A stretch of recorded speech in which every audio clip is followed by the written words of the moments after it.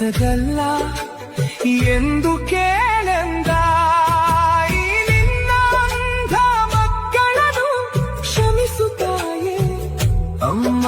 ಈ ನಿನ್ನ ಮಕ್ಕಳ ಮೇಲೆ ಸದಾ ನಿನ್ನ ದಯೆ ಕೃಪೆ ಇರಲಿ.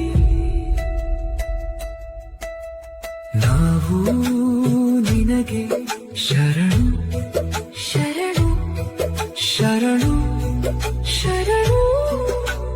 ತಾಯಿ ತಾಯಿ ತಾಯಿ.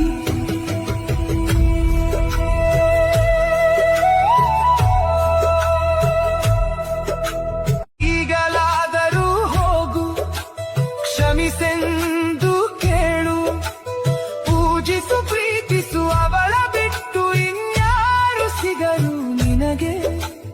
ಕೇಳು ಹೋಗಿ ಇನ್ನೆಂದು ಈ ತಪ್ಪು ಎಸಗಲ್ಲ ಎಂದು